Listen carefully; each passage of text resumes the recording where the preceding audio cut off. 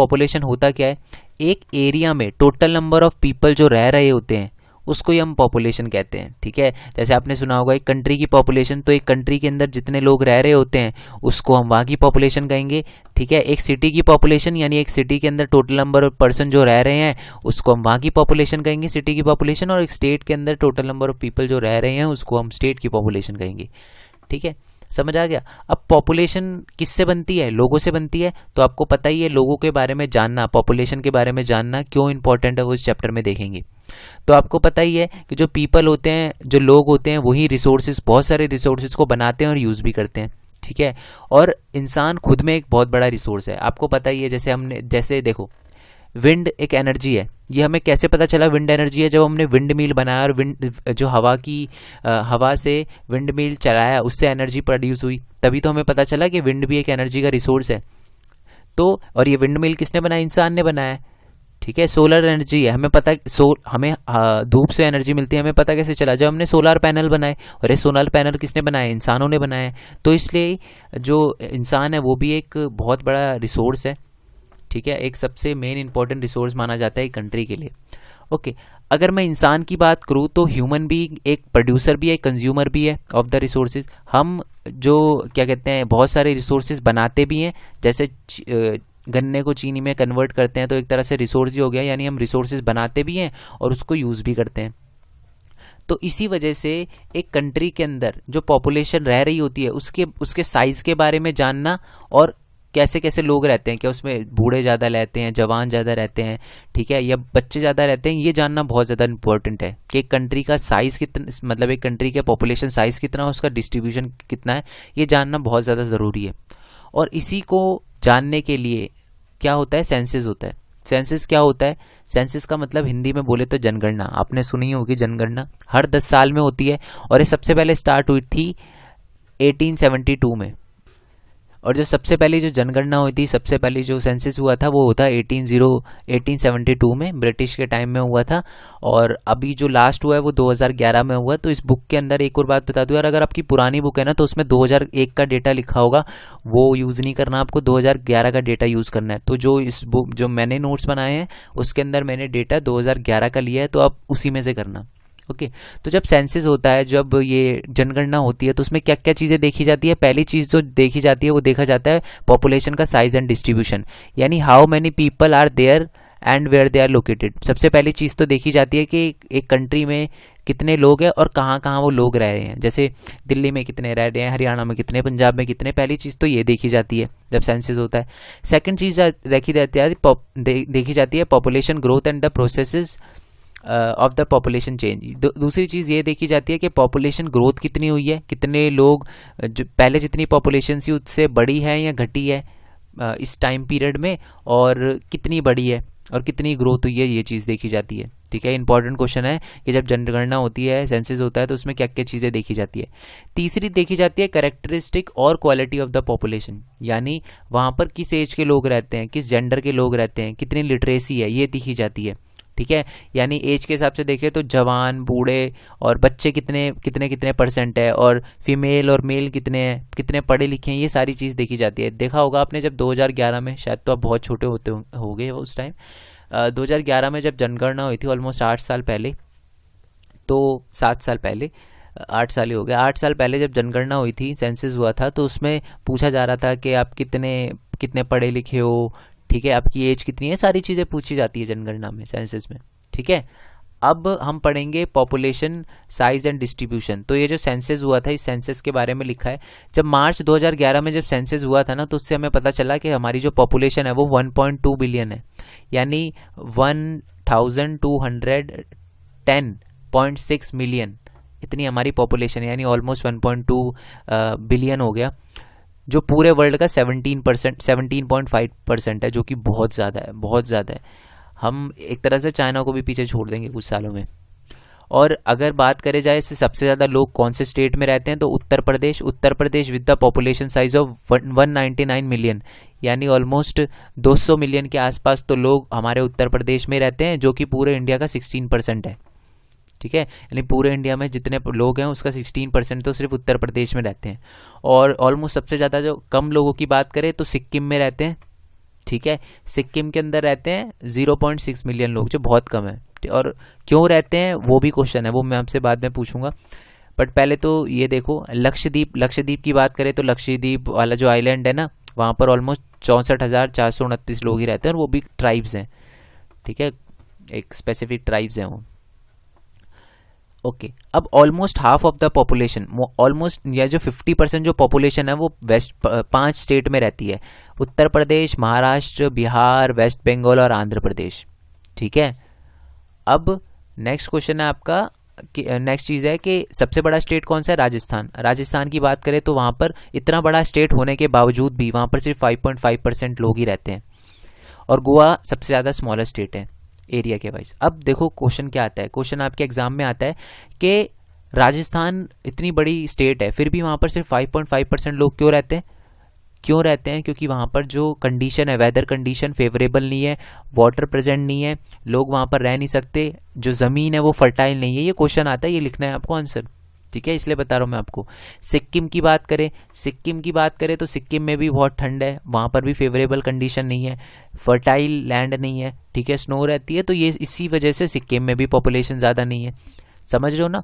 और उत्तर प्रदेश में और हमारे नॉर्दर्न, अभी इन 5 स्टेट की बात करें तो आप देखोगे ना मैप के अंदर, तो ये ज़्यादातर ऊपर वाले एरिया में है, ठीक है। जब आप पॉपुलेशन वाइज देखोगे ना तो इस एरिया में, यानी यहाँ पर इस एरिया में जो नॉर्दर्न प्लेन वाला एरिया, जिसको हम नॉर्दर्न प्लेन सेकंड चैप्टर में आपने पढ़ा होगा, वहाँ पर ज़्यादातर लोग रहते हैं। क्यों रहते हैं?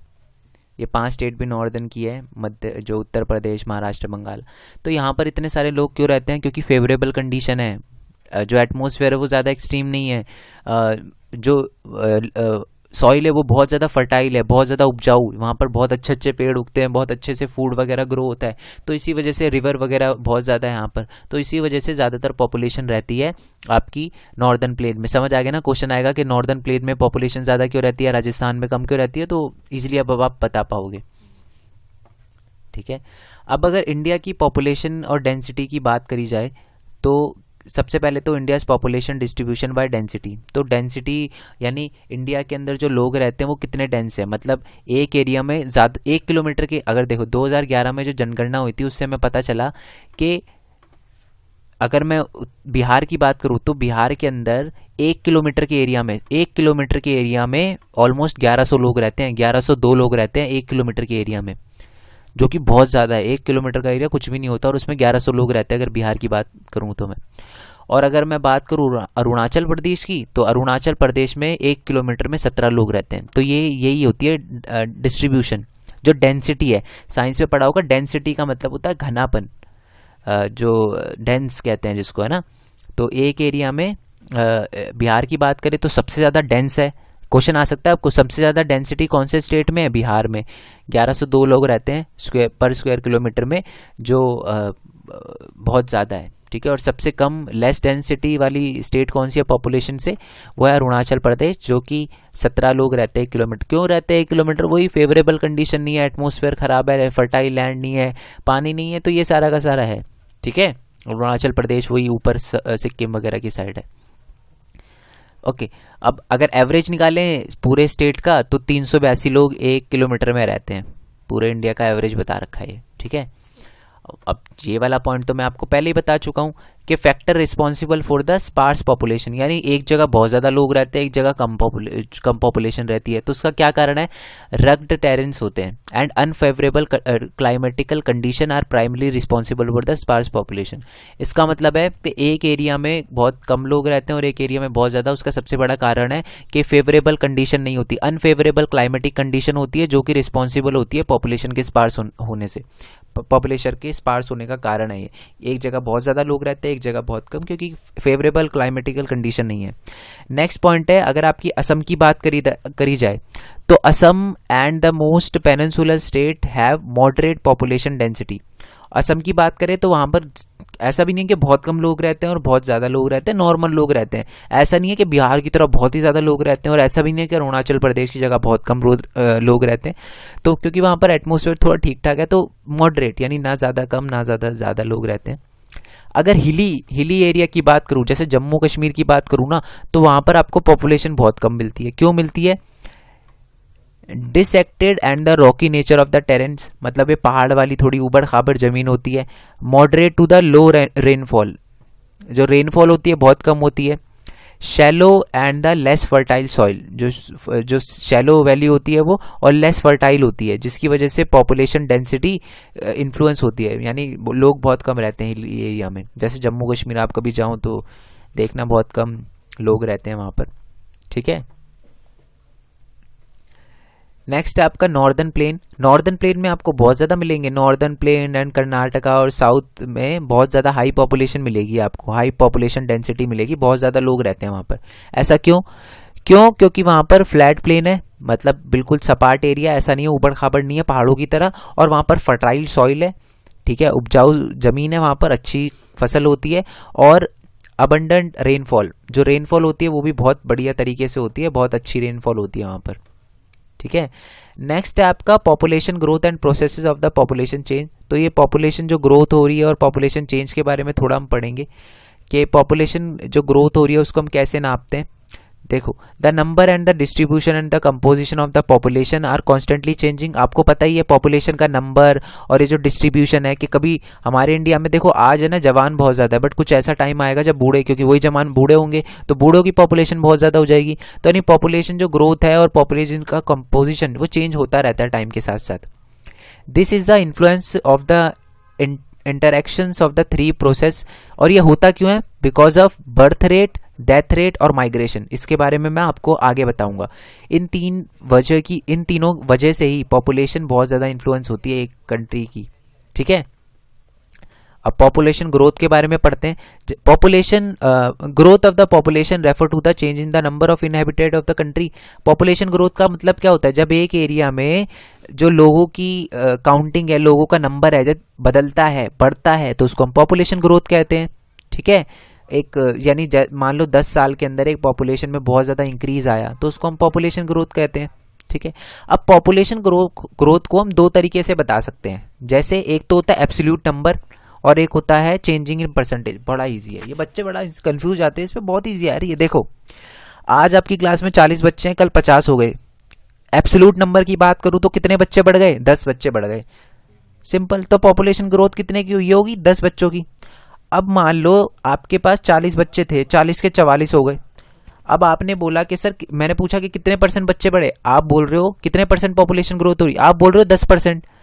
पहले बारे में मैंने पूछा तो आपने 10 बच्चे बताया, इस बार आप परसेंटेज बता रहे हो। तो जब आप नंबर के में बताते हो तो उसे कहते हैं एब्सोल्यूट नंबर। जब आप परसेंटेज में बताते हो तो इन terms of percentage change per year, एक साल के अंदर जितनी परसेंटेज चेंज होती है वो कहते हैं। समझ लो, देखो, the absolute number is calculated by the simple subtraction early in the population. यानी देखो, अब हमें पॉपुलेशन ग्रोथ निकालनी हो तो 2011 की बात करते हैं। 2011 में जितनी 2011 में भी सेंसस हुआ था, 2011 में भी काउंटिंग हुई थी, 2001 में भी काउंटिंग हुई थी। तो 2011 में जितने लोग थे ज़्यादा ही होंगे। मान लो 2011 में, मान लो एज्यूम कर लो कि हमारे कंट्री में 10 ऑलमोस्ट, मान लो एज्यूम कर लो, छोटा नंबर लूंगा, 100 लोग थे। और 2000 जब एक की बात हो रही थी तो 90 लोग। तो यानी कितने की ग्रोथ हो गई? कितने की पॉपुलेशन ग्रोथ हो गई? बहुत, सिर्फ 10 लोगों की पॉपुलेशन ग्रोथ हो गई। ये है सिंपल। तो इसी को हम कहते हैं एब्सोल्यूट नंबर, यानी एब्सोल्यूट इंक्रीज। जो एब्सोल्यूट इंक्रीज हुआ है, यानी ये जो 10 है वो एब्सोल्यूट इंक्रीज है। अब एनुअल ग्रोथ क्या होती है वो देखो, ठीक है। द रेट और the pace of the population increase is the other important expect. आपको पता ही है पॉपुलेशन इंक्रीज होती है और वो भी इंपॉर्टेंट एक्सपेक्ट है। It is studied in the percentage per annum. Example, the rate of increase is 2% per annum, means that the each year there was, okay, आपको पता ही है कि हर साल। अब एनुअल ग्रोथ रेट क्या होता है? हर साल का ग्रोथ रेट निकालते हैं। मान लो कि एक एरिया में 100 लोग रहते हैं और हर 100 लोग हर एक साल के अंदर 2-2 लोग बढ़ रहे हैं, तो इसका मतलब एनुअल ग्रोथ रेट कितना हुआ? 2%। 100 में से 2 लोग बढ़ रहे हैं तो 2%। 200 में से 4 लोग बढ़ेंगे तो भी 2%। परसेंटेज तो निकालना आता है ना। जैसे 100 में से 2 लोग बढ़ रहे हैं तो वो क्या हो गया? एनुअल ग्रोथ रेट कितना हो गया हमारा? ग्रोथ रेट, जब भी रेट पूछे ना आपसे तो इसका मतलब परसेंटेज। जब आपसे एब्सोल्यूट इंक्रीज पूछे यानी नंबर, ठीक है। तो यानी जब आपसे एनुअल ग्रोथ रेट पूछे तो क्या बताओगे आप? कि पॉपुलेशन इंक्रीज पर एनम इसको कहते हैं हम एनुअल ग्रोथ रेट, यानी जो पॉपुलेशन इंक्रीज हो रही है per annum in a percentage term वो होगी एनुअल ग्रोथ रेट। ठीक है, तो यही बता रहा, the population has been steadily increase from 361 million, यानी 1955 की बात करें ना तो 361 मिलियन थी, और आज की बात करें 2011 की तो 1210 मिलियन है। तो देख रहे हो पॉपुलेशन कितनी इंक्रीज हुई है। तो पता नहीं अच्छी बात है बुरी बात है, बट हो रही है बहुत अच्छी खासी इंप्रूव हमारी population. India's annual increase in population is largely enough to neutralize effort to conserve the resources, environment and environment. हम कितना भी environment को सेव करने की कोशिश कर ले, बट जब जब हमारी पॉपुलेशन इंक्रीज होती जा रही है ना, उसकी वजह से सारा ये एनवायरनमेंट का बचाने का जो भी हम एफर्ट डाल रहे हैं वो न्यूट्रलाइज होता जा रहा है। क्यों? देखो, एक तरफ आप बोलते हो कि जंगल बचाओ, फॉरेस्ट को कंजर्व करने के लिए हम इतने सारे काम कर रहे हैं, ठीक है, बट उसी साइड में हम अपनी पॉपुलेशन बढ़ा रहे हैं, और पॉपुलेशन जब बढ़ती है तो क्या होता है, लोगों को घर चाहिए रहने के लिए, तो वो जंगल काट के ही तो रहेंगे। तो पॉपुलेशन क्या करती है, वो सारे के सारे जो भी हम एफर्ट लगाते हैं ना, एफर्ट, और वो उसको न्यूट्रलाइज कर देती है, क्योंकि पॉपुलेशन की वजह से भी बहुत ज़्यादा एनवायरनमेंट पे असर पड़ता है। एट दिस ग्रोथ रेट, जो अभी हमारी ग्रोथ रेट चल रही है, उस हिसाब से 1945 में हम चाइना को भी पीछे छोड़ देंगे। चलो, किसी चीज़ में तो फर्स्ट आएंगे। Okay, the process of population change and growth. अब अभी मैंने थोड़ा ऊपर मैंने आपसे बोला था कि जो पॉपुलेशन ग्रोथ है वो इन 3 चीज़ों की वजह से होती है, बर्थ, डेथ और माइग्रेशन। अब इसी के बारे में हम पढ़ेंगे कि बर्थ रेट और माइग्रेशन होता क्या है। ठीक है, there are 3 main processes of the change of the population, birth rate, death rate and migration. इन 3 चीज़ों की वजह से ही एक पॉपुलेशन, एक एरिया में पॉपुलेशन बढ़ती है। तो पहला है बर्थ रेट। क्या होता है? Birth rate is the number of the living birth पर 1000% इन द ईयर। मतलब एक कंट्री में एक साल के अंदर कितने हजार बच्चे पैदा होते हैं, that is birth rate. Birth rate have always been higher than death rate. अगर इंडिया की बात करूँ ना, तो यहाँ पर जो बर्थ रेट है, जो बच्चे पैदा होते हैं वो बहुत ज़्यादा है। मतलब बच्चे पैदा बहुत ज़्यादा हो रहे हैं, मर बहुत कम रहे हैं। तो इससे क्या होगा, पॉपुलेशन इंक्रीज ही हो रही है, यानी दुनिया में बहुत ज़्यादा लोग आ रहे हैं बट दुनिया से बहुत कम लोग जा रहे हैं। तो पॉपुलेशन इंक्रीज हो रही है इंडिया की इसी वजह से। और वो क्यों हो रहा है, ये भी एक क्वेश्चन है, ये क्यों हो रहा है? क्योंकि हमारी मेडिकल फैसिलिटी इतनी अच्छी है, मरने ही नहीं दे रही लोगों को, समझ रहे हो? तो इसी की वजह से जो बर्थ रेट है वो बहुत ज़्यादा है और डेथ रेट बहुत कम, इसकी वजह से बहुत प्रॉब्लम आई है। Death rate is the number of the death पर 1000% इन ईयर, यानी एक साल के अंदर जितने हजार लोग मरते हैं, दैट इज डेथ रेट। अगर इंडिया की बात करूं तो ये जो डेथ रेट है वो बहुत बहुत गिरता जा रहा है, यानी डेथ रेट पहले बहुत ज़्यादा होता था बट अब कम होता जा रहा है, यानी एक साल के अंदर लोग बहुत कम मर रहे हैं। और ये ऐसा क्यों है?